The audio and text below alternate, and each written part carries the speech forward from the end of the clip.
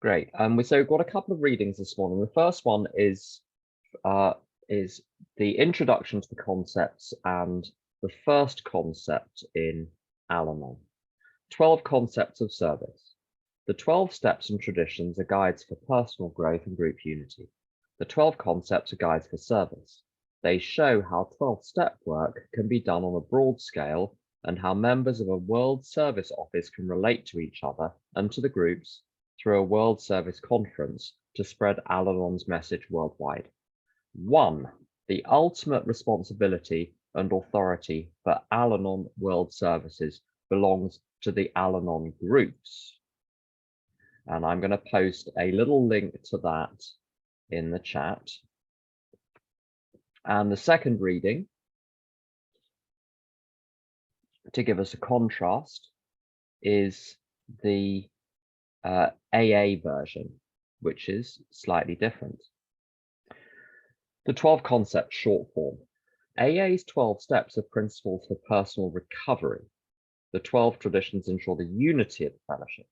Written by co-founder Bill W. in 1962, the 12 concepts for world service provide a group of related principles to help ensure that various elements of AA's service structure remain responsive and responsible to those they serve. The short form of the concepts, which follows, was prepared by the 1974 General Service Conference. 1.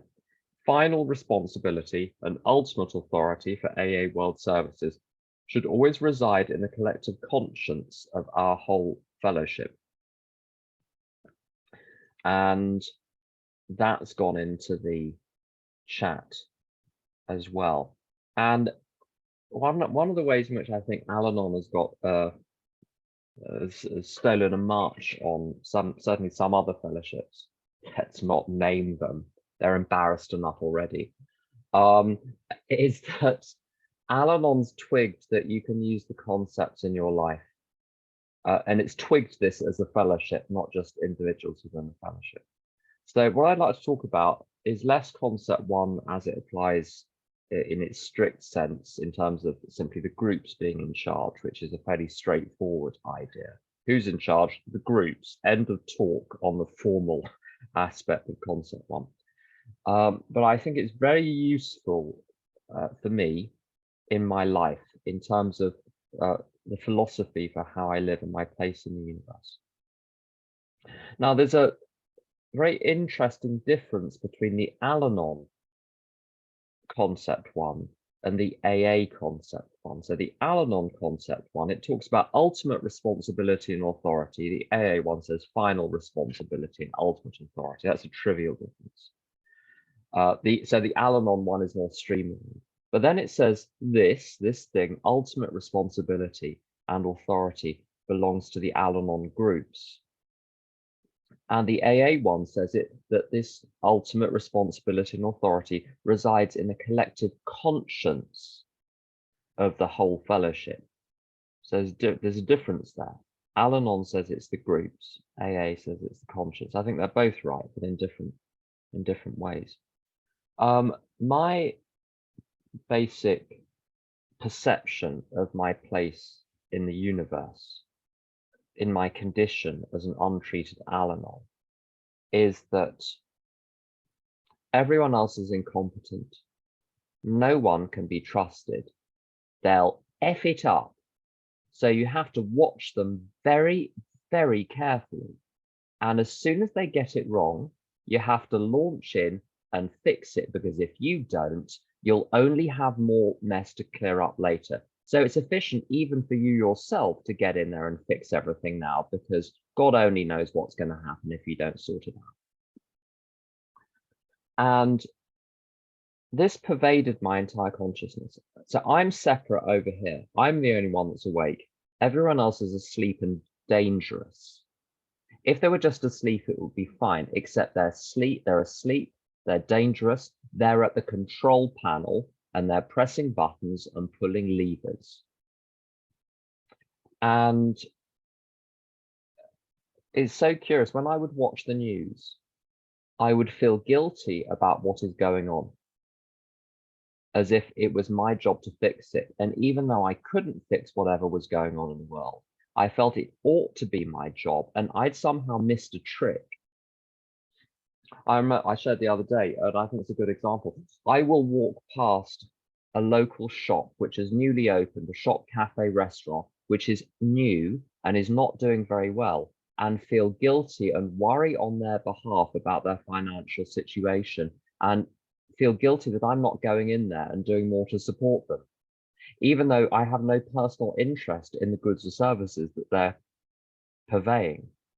This overweening sense of responsibility, but it's all based on this idea of separateness, that I'm separate and trapped inside a physical body, and my only hope is to get a few cheap kicks and thrills along the way while I'm here, and to somehow buffer myself against even the tiniest hardship or difficulty or risk or uncertainty, on the basis I'm so fragile, I can't tolerate anything. So I've got to permanently defend myself in a tower. The tower is surrounded by there is a keep, and there are walls, and there are watchtowers, and there are moats, and there are portcullises, and there are armies, and beyond the armies there are wild animals, and beyond that is the world. And woe betide the world if it tries to get near me, because we will shoot it down, because it's just too dangerous. I know none of you identify, so just feel free to tread water at this point. Separateness, in other words. And I can tolerate other people as long as they don't get in my way. So I can seem ever so nice until you put a foot wrong, and then bam. And even, you see, it doesn't look necessarily selfish. It can look like I'm being giving of myself in some way. But really, the only reason I'm giving of myself coming from that place is that so I will get something back, so that I will get usually security. It used to be more ambitions and image. Now I'm far less interested in those, but the security one is still a relevant factor.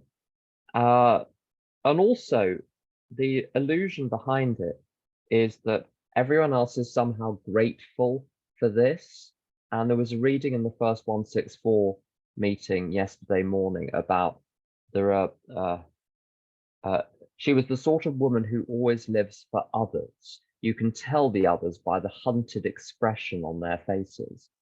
And I remember when I first read that, as an Al-Anon, I didn't get that was about me. That was about my constant interference in other people's affairs, other people's responsibilities, other people's lives.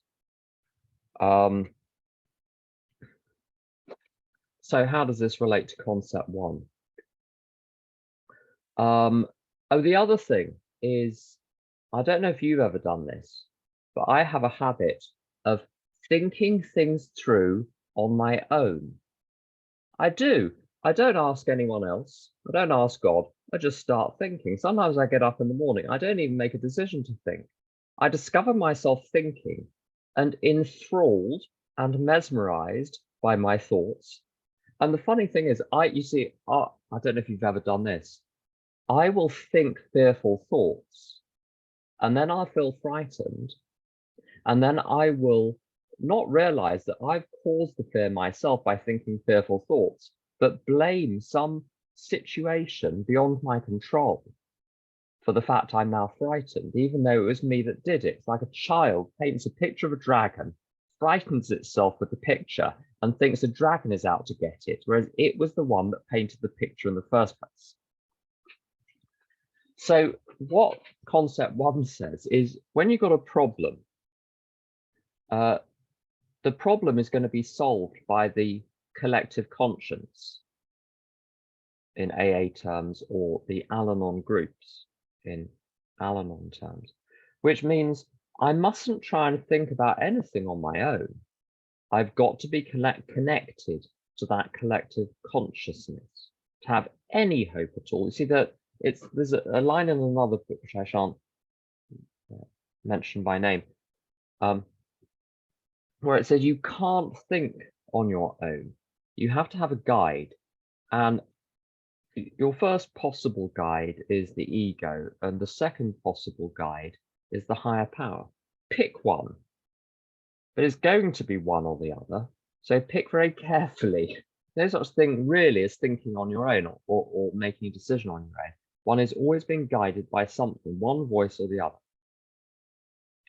So what concept one tells me is to even get to the starting blocks of the race, I need to be connected to the collective consciousness. How do I do that? The 12 steps. The 12 steps are the method by which I get connected to the collective consciousness.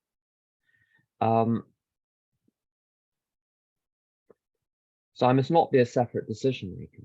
And in step three ideally is the last decision I ever make. In step 11 in the morning, it says we ask for a decision. It doesn't say we make a decision. It says we ask for a decision, which if one is asking, necessarily it does not come from the person doing the asking. It comes from this collective consciousness which lies beyond. So in Al-Anon, if the group has a problem, it mustn't be solved one-to-one or through back channels. It must be solved in the group. If the fellowship has a problem, it must go to the groups and say, what should we do about this? And the structure serves the groups. So when I've got a problem, I take the problem to the program. I don't take the program and apply it to the problem. That's a disaster.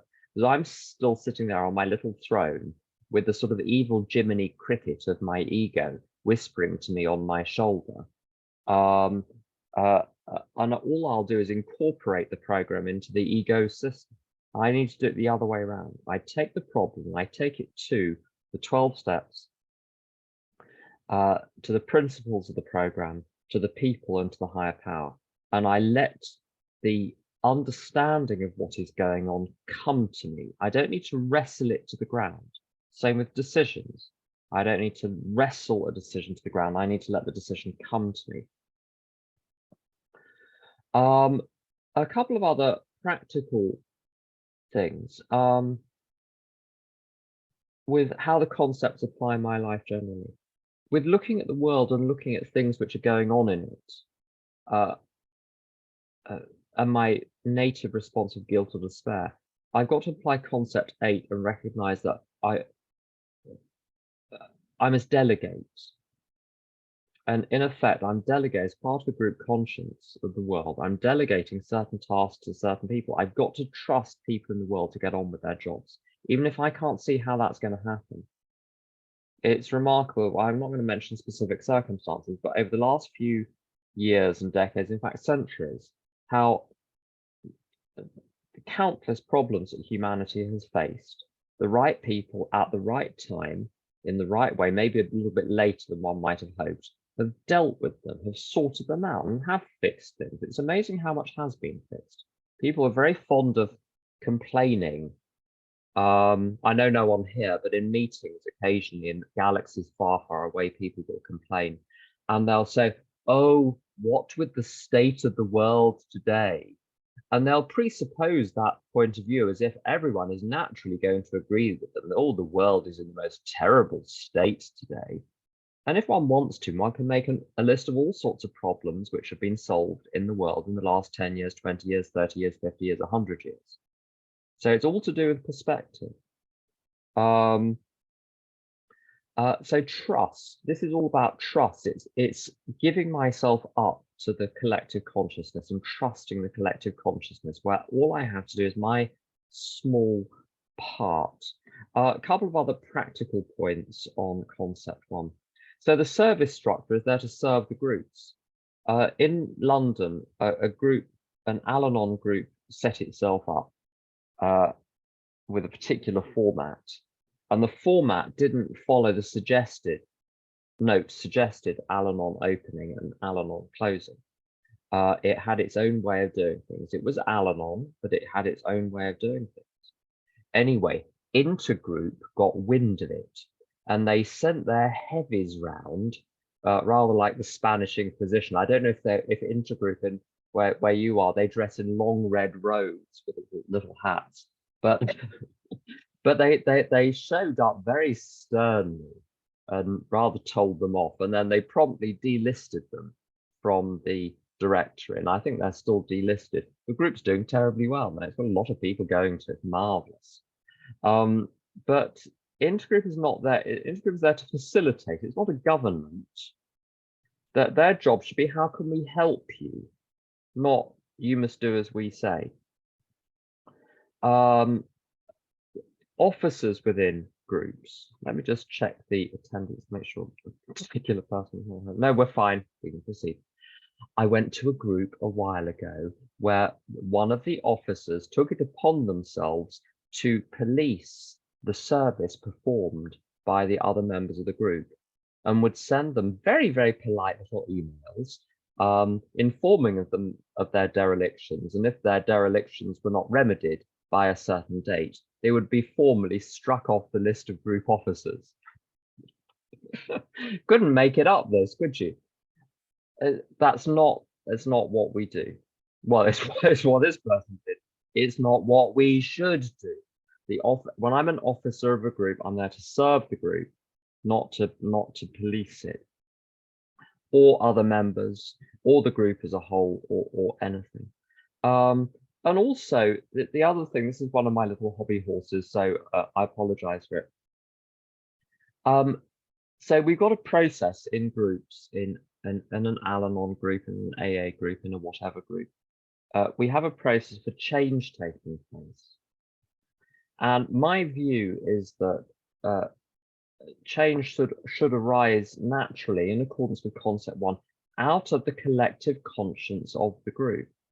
I'm extremely wary of proposals that come from one individual rather than from a groundswell recognition that there is a problem in the group which needs to be solved.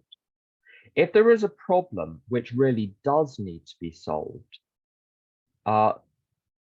a good body of the people in the room will realize all at the same time. Yeah, you know, there was a group a while ago where it got to the winter and it became clear that someone needed to man the door to make sure the door was closed every time someone came in, because the heat was just boom, gone. And everyone realized it at once. When the temperature went below a certain point, everyone said, we really ought to do something about the door, and we just did it. And it's the same with any other major issue, that if something really needs to be sorted out, everyone will spontaneously say so, or most people will spontaneously say so. If it's one sole voice that's had the bright idea and no one else has had the bright idea, is it really that bright an idea if you're the only one that's thought of it? And then there's this sort of campaign, and I've done this 1,000 times and I've stopped doing it. You go on the sort of campaign trail to campaign for your idea, and of course you can get people on your side, and of course you can get the vote passed and with substantial unanimity. But was the whole palaver necessary? What's really been achieved here? Was there really a problem which needed to be fixed? Or is this just activity in the place of action for the sake of it, for the sake of promoting one's own ideas? And at my home, I've got a home group in Al-Anon, one in another fellowship. And I have ideas every 8 or 9 minutes. And what I've learned to do is to stuff them and just wait and see. And the truth is, almost every idea I have for the benefit of the meeting or the fellowship, it turns out that's my response to my own irritation at something. It's not a good idea for its own sake. It's my solution to my disturbance at something I don't like. And that's why I'm skeptical of proposals, because I want to know why are we talking about this? So concept 1, just letting the group take care of itself, and it seems to just one tiny last thing. Often groups change automatically. The way things are done changes automatically without a decision needing to be made, and that is an expression of the group conscience. I've seen groups stop using timers. No one decided to, they just stopped doing it. And it turns out that was exactly what everyone wanted. So the group conscience can be expressed through the group silently doing something without making a formal decision. Whatever is going on in a group is automatically, at some level, it's group conscience, or it wouldn't be happening. So the answer with your alcoholic, my alcoholic, is leave them be. The answer with the group is leave it be. The answer with the fellowship is leave it be, and just watch and occasionally one steps in. But that's all. Cora, could you turn the recording off, please?